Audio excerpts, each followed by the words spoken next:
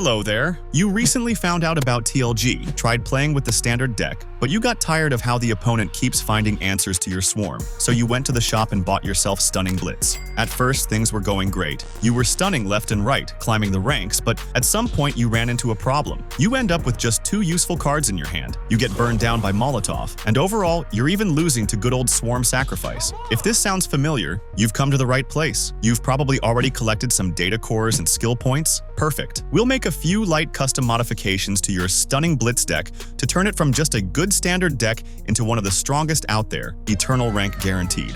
We'll also play one match with it, and I'll comment on some decisions and give tips on how to play stagger decks in general. Let's go.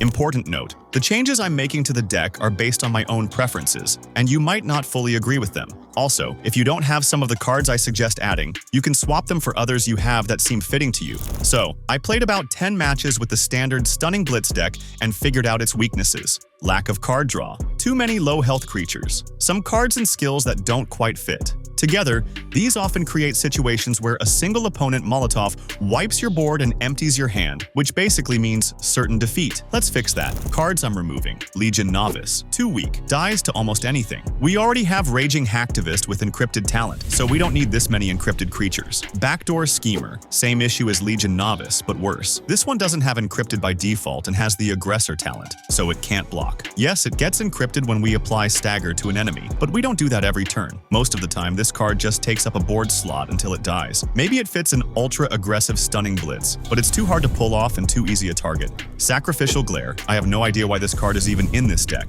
Blindsided, this card fits the deck's mechanics well, but in practice, it rarely justifies its slot and ends up taking space from more crucial cards. If we need to deal damage to a stunned creature, Sharpshooter does it better.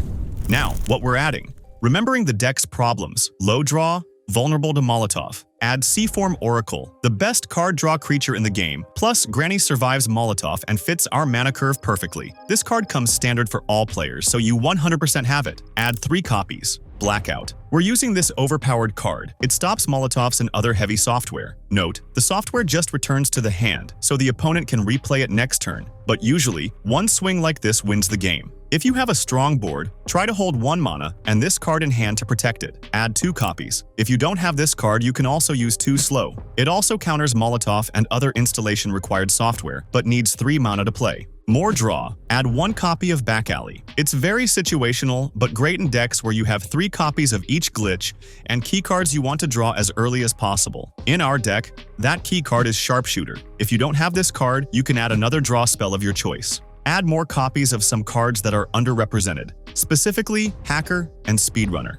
Hacker is basically our key card after Sharpshooter. Playing a Hacker with Forgotten Memory on turn 4 is one of the strongest tempo plays in the game. Speedrunner is tricky for beginners to use properly, but it's actually one of the strongest cards and a crucial element in the deck. Constant stagger in a stagger deck is exactly what we want. Even if it staggers itself, it buffs our Raging Hacktivists and blocks the opponent from playing creatures with 4+ power. It can also stagger antivirus creatures, which combined with System Crusher lets us stand up to any deck. Very important card, don't underestimate it. Now, about the skills. This depends on how many SP you've gathered, but I recommend fairly cheap and accessible skills that still strengthen the deck significantly. We definitely keep Zap from the standard deck. It's an important skill for stagger decks. Next, I recommend adding Gut Punch, a universal skill I use in 90% of decks. It helps with trades and board control. It's quite cheap to unlock on the Warlock tree. Lastly, I recommend Mimetics. Remember, we have draw problems in the deck, so it's nice to have draw not just in cards but also in a skill, so you're less dependent on random chance and always have the option to pull a card.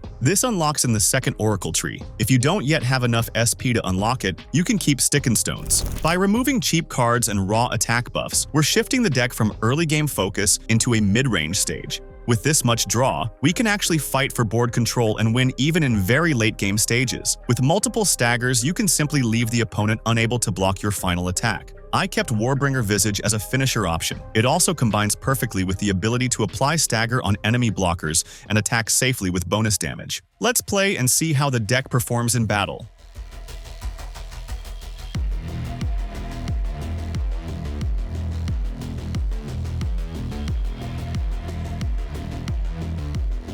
Mulligan is a very important part of the game and deserves its own separate video. For now, I'll just note that we don't want to see software cards in our opening hand, and ideally, we want a hand that guarantees us plays for the first 3 turns of the game.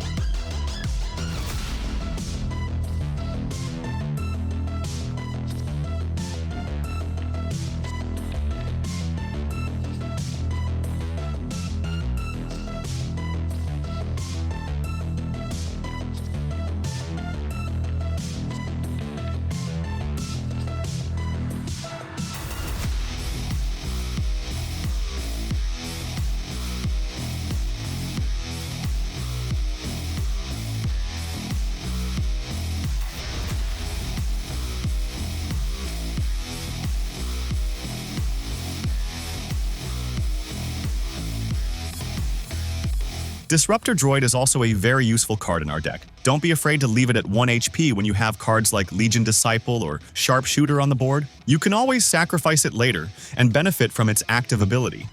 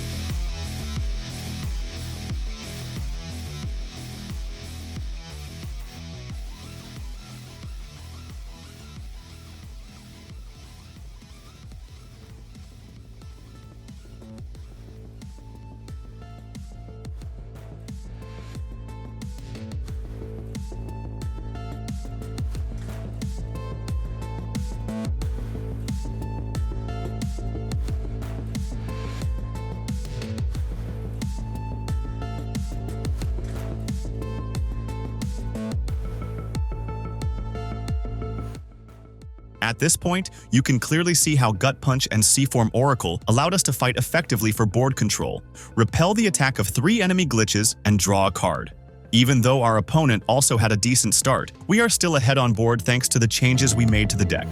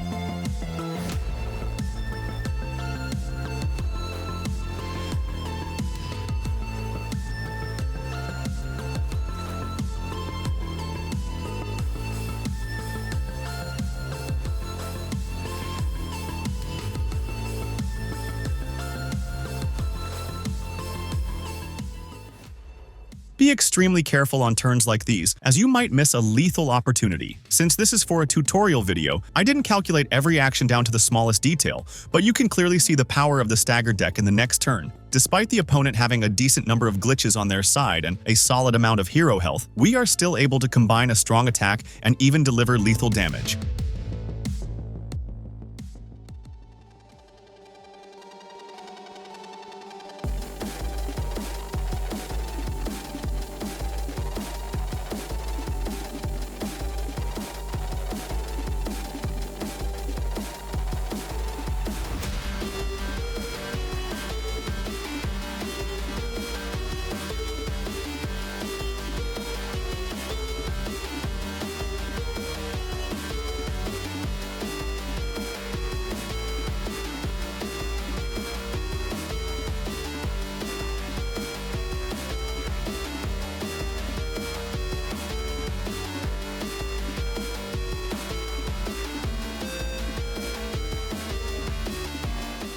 Remember, every deck requires practice and skill. I can't guarantee you'll start winning with this deck right away, but I assure you that if you play well and learn all the tricks the stagger mechanic offers, you'll be able to climb very high with this deck. I still have a lot more to tell you, but we'll leave that for the next videos. Good luck fighting for memory fragments, runner.